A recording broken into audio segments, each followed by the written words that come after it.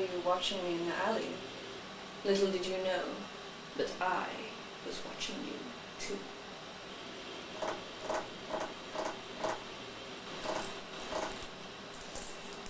Does that disturb you? No, I have security on standby. The reason I am interested in speaking to you is to tell you that being a vampire is not all that it is cracked up to be. Didn't Brad Pitt already do that? Ha! Brad Pitt's no more of a vampire than Michael Jackson. Besides, there was a big part missing from the reason. Right, so you're here to tell us more of the story? Precisely. Alright. We'll start with, your name. Don't you have anything higher tech than a tape recorder? Like an iPod or something? No, actually. Alright then. My name is Vachel Vaclav. Vaclav meaning wreath of glory. And Vachel? Well, Vachel means small cow, but that's not really important right now. Even though it means small cow, I really am very terrifying. For instance, every vampire has a special power. And what is that power? Twirling. Twirling? Like baton twirling? No. Like, you know, you stand in one spot and spin in circles. Oh, well, what else is interesting about you?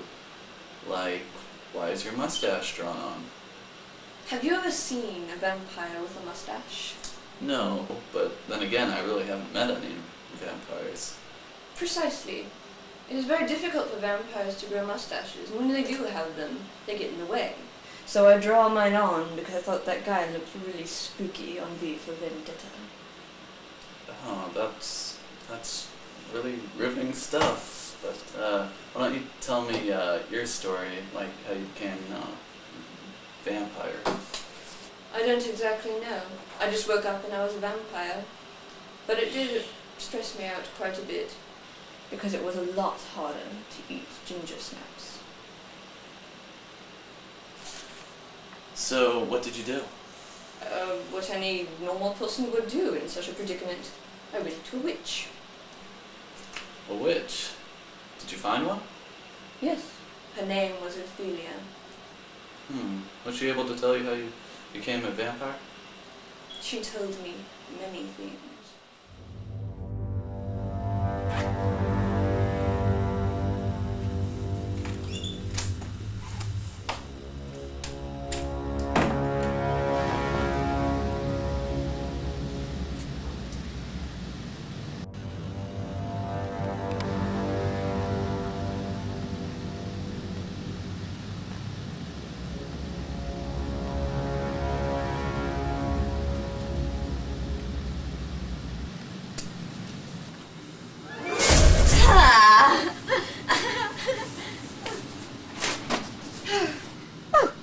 Don't be startled, Cupcake. I'm only a little witch. Practically live in that box. But enough of me. What brings you to my humble little abode? What did you think of it, by the way?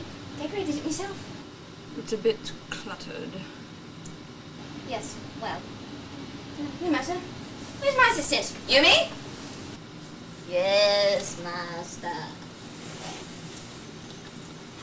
Yumi, uncover the crystal ball. Now, tell me what you see. I see my reflection. What? No, wait. Yumi, get this one. Hello.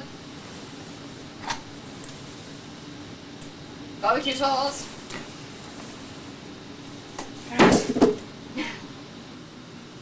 Tell me your name, stranger. Yumi. Not you. Oh, sorry. I just had you say strange and I thought you were talking to me. No. Well, spit it out, man. What's your name? Vachel Vaclav. Right then. Vachel Vaclav.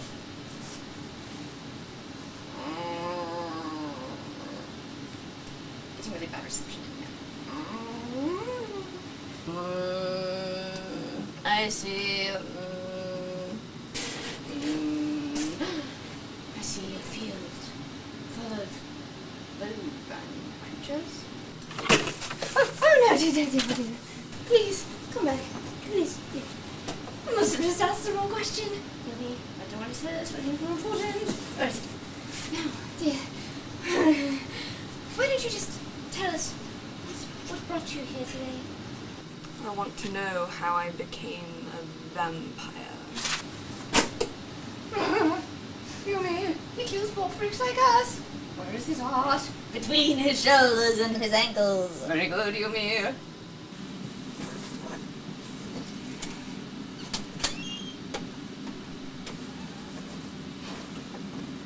What are you freaks doing in my closet? And what did she teach you? Absolutely nothing. Isn't it obvious? So, what's so bad about being a vampire that we don't already know? Well, one of my personal problems, as well I'm sure, many vampires, is that my sonar does not work very well. I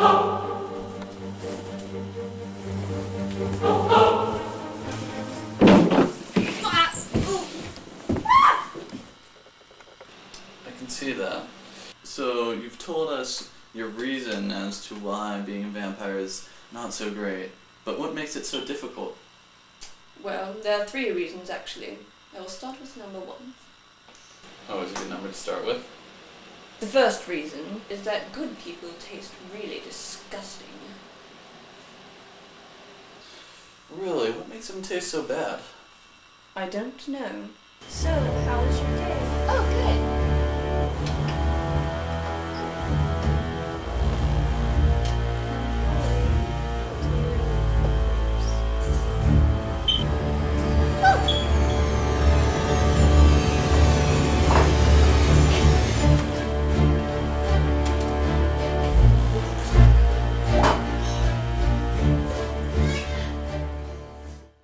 They just taste like hair fixative. Have you ever, like, sprayed hairspray into the air and gotten it in your mouth by accident? No, not really, but, I mean, I can see you have, you're practically flammable. Well, good people taste like hair fixative. That's all you really need to know. The second, and what I consider one of the most important rule, is rule number 2. Really? If it's so important, why is it rule number 2 instead of rule number 1? Because 2s are bigger than 1s, and I did not write the Vampire's Hand Guide. That's just the order they came in. Alright, so what's rule number 2? Stealth. Stealth is key. Not everyone is stealthy.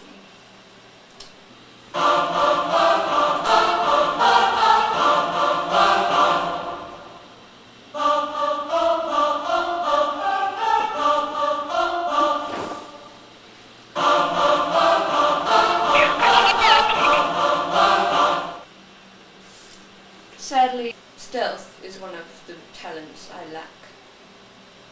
Yeah, like for you, there are a lot of bad people in this world who are deep sleepers. Yes, but the trouble is you have to check back into people's medical history, because though I'm a vampire, I'm a bit of a hypochondriac, and I wouldn't want to catch anything, desanguinizing anybody, such as, like, AIDS or something. No, I can imagine that would be bad. Precisely. Killing people has gotten a lot harder because you have to check back in their medical records, which has become very advanced. I'm sure.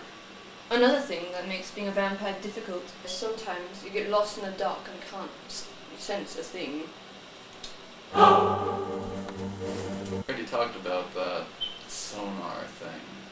All right, Mr. Smarty Pants. You really do need to get something more high-tech. I mean, you're living back in the days of Woodstock. Woodstock is glorified in this day and age. Really? It was the worst time for vampires to get lunch.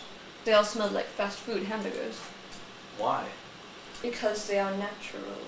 Have you ever been to the back of one of those burger joints?